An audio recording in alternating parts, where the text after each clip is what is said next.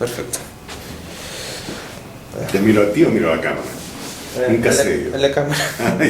Bueno, ante todo, muchas gracias por haber aceptado. Estoy seguro que su agenda no debe ser exactamente muy libre, que digamos. Bueno, siempre hay tiempo, no hay problema. Así que tranquilo, no más preguntas porque no tengo apuro, así que no hay límite de tiempo. Bueno. Para empezar, ¿me puede hablar un poco sobre su familia? O sea, en algunas entrevistas he leído que fue gracias a sus abuelos, más que nada su abuela Rilda, si no me equivoco, la que incentivaron su interés por las artes, ¿no? A ver, yo vengo de dos familias muy diferentes. Por el lado de mi padre, los Isola son una familia de origen genovés. Mi bisabuelo vino aquí al Perú a fines del siglo XIX y hizo carrera y fortuna bastante rápido. Se convirtió además en uno de los presidentes de la banca italiana, que luego sería el Banco de Crédito. Es una familia muy vinculada a los negocios, muy vinculada a los seguros. Mi padre además tenía una pasión muy particular por los caballos, por criar caballos de carrera y por los veleros. Mi abuela Rilda era una mujer de origen italiano y así nacida en Italia, que desde niño me inculcó el amor al teatro de títeres, a la ópera, sobre todo el teatro italiano de alguna manera. Por el lado de mi madre, los de Lavalle, es una familia de origen colonial en realidad, de gran desempeño en toda la historia republicana. Felipe Pardo Galeaga es una especie de tío tatarabuelo mío, en fin.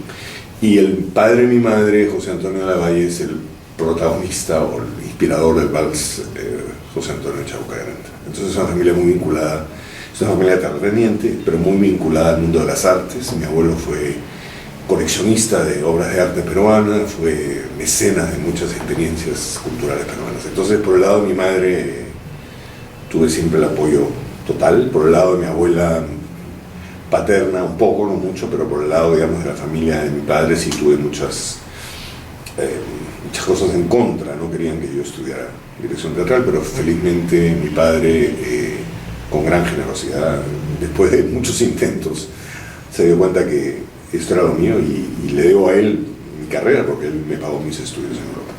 Justamente se le iba a preguntar, porque también había leído que inicialmente su padre se había opuesto, que lo mandó justamente a estudiar letras. ¿Cómo, o sea, cuando usted le dijo, papá, quiero hacer teatro, cómo fue que se lo negó? ¿Le dijo, vaya usted a estudiar letras o no, eso no funciona? Mi padre era una persona, no era una persona violenta ni mucho menos. No, lo que pasa es que yo descubrí mi pasión por el teatro en cuarto de media, muy rápido y con gran pasión realmente. Y yo supe desde la primera vez que estuve en un ensayo que yo quería hacer teatro. Entonces, cuando terminé quinto de media, con buenas notas y después de haber dirigido 2 obras en el colegio, además con bastante éxito, fui y le dije, papá, quiero ser director de teatro. Me dijo, de ninguna manera. No me gritó ni mucho menos, pero me dijo, eso es terrible, no te vas a morir de hambre, etcétera, etcétera, etcétera. Y me dijo, bueno, estudia 2 años de letras en la Católica. Él esperaba que yo me reformara y me dedicara a la abogacía, supongo. Y bueno, me hizo presentarme a la Universidad Católica, ingresé y pasaron 2 cosas maravillosas. Bueno, una, el TUC, el Teatro de la Universidad Católica, estaba a media cuadra de la Plaza Francia, donde estaba la Facultad de Letras de la Católica. Entonces me puso literalmente en la puerta del teatro. Y por otro lado, esos 2 años de letras fueron realmente fundamentales en mi formación como persona. Tuve maestros, realmente tuve mucha suerte, porque coincidieron desde Jaime Cisneros hasta Honorio Ferreiro, hasta José Antonio del Busto, hasta Franklin Peace, hasta Roberto Criado, es decir, de lo mejor.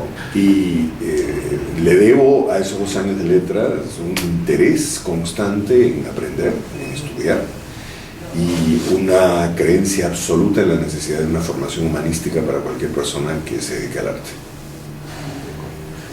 Justamente en una entrevista, creo que con Milagros Davis, si no me equivoco, usted decía así como que de niño era bastante tímido, reservado, y por ahí encontraron una entrevista que por acá no tengo el nombre del autor, en que usted le dice algo así como que un sacerdote, un cura de su colegio de Santa María, si no me equivoco, fue quien le recomendó a usted participar en el taller de teatro, ¿eso es verdad? Sí.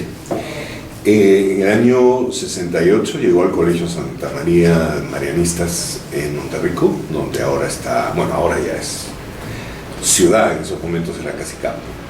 El hermano marianista Paul Forgach, vino solamente por un año. Él formó el club de teatro del colegio y me invitó a participar. En quinto de media él se fue y me dijo, bueno, este año la diriges tú la obra, cosa que hice. He estado en contacto con él hasta hace algunos años, que lamentablemente falleció, y es a la persona a la que yo le debo mi carrera y mi vida en realidad. Él tuvo la capacidad. Yo no era precisamente una persona que estuviera muy vinculada al teatro, ni mucho menos, pero como me gustaba mucho leer, pensó que probablemente me podía interesar, y de hecho me interesó. Yo por eso también digo, y cada vez que puedo, y esta va a ser una oportunidad más, defiendo la importancia fundamental de los cursos de educación por el arte en los colegios. Yo creo que si yo no hubiera tenido este acercamiento al teatro, quién sabe qué hubiera sido mi vida. Entonces, Paul Forgach es, sin lugar a dudas, la persona directamente responsable de mi pasión por el teatro y mi decisión de dedicarme a esto. ¿Y te acuerdas más o menos cómo te sentiste al dirigir tu primera obra siendo estudiante? Sí, era mágico. Era mágico en primer lugar. Yo siempre, bueno, sigo siendo una persona bastante tímida, pero era maravilloso poder, creo que lo que me atrajo del teatro, yo siempre había pensado probablemente en escribir, me interesaba escribir, siempre he sido un gran lector, amo la literatura. La literatura y la música con el teatro son mis tres grandes pasiones. Y sin embargo, escribir me parecía un acto solitario, me aburría mucho. Y descubrí esta cosa maravillosa que tiene el teatro, que es una especie de caldero colectivo donde se crean las cosas, y eso me gustó mucho. Al comienzo me fue un poco difícil porque no estaba acostumbrado, pero después lo encontré sorprendentemente fácil. Fácil de hacerme entender. Contaba también felizmente, y eso es muy importante, con la confianza de mis compañeros.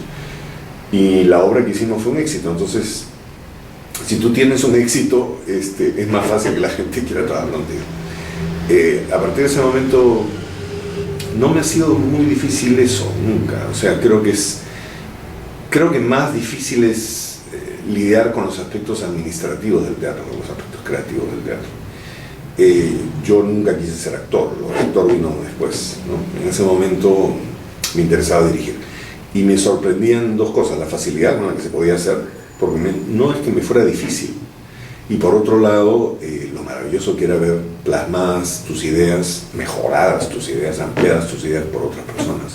Esa es una de las cosas que más me fascina a mí el trabajo de dirección. No soy un director que impone, obviamente sí sé qué quiero decir con la obra y por dónde la voy a llevar, pero digamos, a mí me gusta muchísimo trabajar con actores que proponen cosas. El último montaje, los dos últimos montajes que he hecho, Te odio, amor mío y La falsa criada, vienen de un trabajo colectivo donde los aportes de los actores son muy, muy grandes. Creo que esta idea para una persona tímida, como yo, era muy estimulante, esto de repente poder relacionarse con la gente de una manera creativa y plasmar cosas, ¿no? Me acuerdo que terminaban los ensayos y yo era sumamente infeliz. No me pasa lo mismo ahora. A veces soy feliz que termino los ensayos, pero en ese momento fue eso.